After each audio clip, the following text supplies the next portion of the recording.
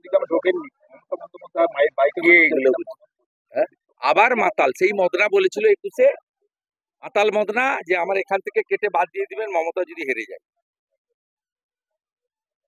এসব লোকের কথা কেন বলেন? এদের কোনো মূল্য আছে? ভাইপোর কোনো মূল্য আছে? বলেছিল সৌমিত্র খাঁ যদি একটা বুথে যেতে আমি রাজনীতি ছেড়ে দেব, অর্জুন সিং যদি ভোটে জিতে আমি রাজনীতি ছেড়ে দেব। এইখানে কাঁথির কাছে এসেছিল, দু পকেটে প্যান্টে হাত ঢুকিয়ে বলছে তোর বাপকে ডাক। যত এসব করবে হারবে। এখানে বাইপাসের কাছে এসেছিল মুসলমানদের নিয়ে মিটিং করতে, এখানকার লোক হারিয়ে দিয়েছে। 8,200 ভোটে লিড আছে, 80,000 ভোটে অভিজিৎ গাঙ্গুলি জিতেছে।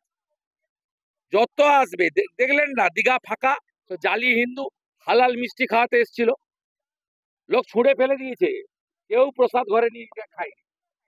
হ্যাঁ, খায়নি। শুনুন, যা ঘটেছে কসবাতে নিন্দনীয়, এবং সামগ্রিকভাবে আমাদের রাজ্যের কন্যারা মমতা ব্যানার্জির আমলে সুরক্ষিত নয়। আগামী দিনে কয়েক সপ্তাহ যত কর্মসূচি আমার হবে, আমি কন্যা সুরক্ষা যাত্রা নামে করব। আমি সিদ্ধান্ত নিয়েছি কন্যা সুরক্ষা যাত্রা নামে আমি এই কর্মসূচি পালন করব। এবং আপনাদেরকে দুটো কথা বলে যাচ্ছি এখানে, এইটা বলে গেলাম। আরেকটা হচ্ছে, আমাদের এখানে একটি কর্মসূচি ছিল, এই কর্মসূচিটা কন্যা সুরক্ষা যাত্রা নামেই হবে। আমাদের এই ইন্দিরা মোড় বয়াল থেকে আমাদের বয়াল গ্রাম পঞ্চায়েত 2 গ্রাম পঞ্চায়েত অফিস অব্দি আগামী 7 তারিখে আমরা কয়েক হাজার লোক নিয়ে নন্দীগ্রাম 2-এর এই মন্ডল এবং নন্দীগ্রাম 1-এর একটা মন্ডল, এই দুটো মন্ডল মিলে আমরা কর্মসূচি করব। এবং আমার সমস্ত কর্মসূচি আমি কন্যা সুরক্ষা যাত্রা নামে আগামী দিনে করব, কারণ বাংলায় কন্যাদের, বোনেদের, দিদিদের বাঁচানোটা সবচেয়ে বেশি অগ্রাধিকার বলে আমি কালকে গেছিলাম। না, এখানে থাকলে মেরে আমি প্লেনে বেরো। আইন কলেজে বাধা পেয়েছে অর্চনা মজুমদার, পুলিশের সঙ্গে বাধা হয়েছে।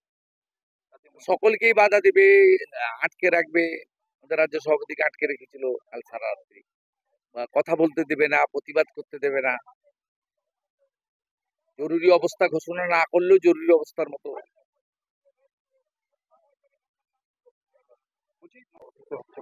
হ্যাঁ, আমি বলেছিলাম লাড্ডু বিতরণ করব, আমার লোকরা করবে, কারণ আমাকে একটু কলকাতা যেতে হবে।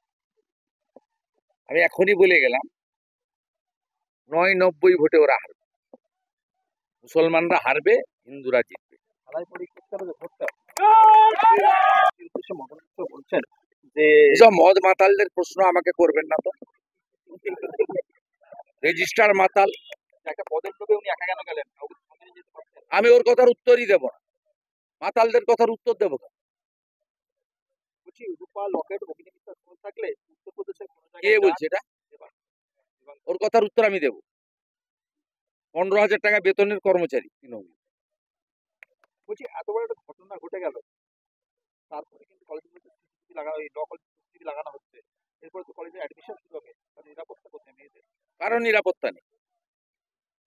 মমতাকে যতক্ষণ না সরাবেন, কোনো কন্যা, বোন, দিদি, মা, কারোর কোনো সুরক্ষা নেই।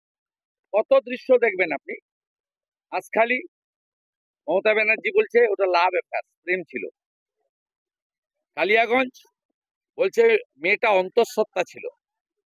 কত উদাহরণ নেবেন। অভয়ার বাবা মাকে বলছে 10 লাখ তো দেওয়া যেতেই পারে। মুখ বন্ধ কেন? ফাঁকা দীঘা থেকে পালিয়েছে, রথের চাকাও গড়ায়নি, নারকেলও ফাটেনি। বলছি, আইন কলেজে ঢুকতে বাধা অর্চনা মজুমদারদের।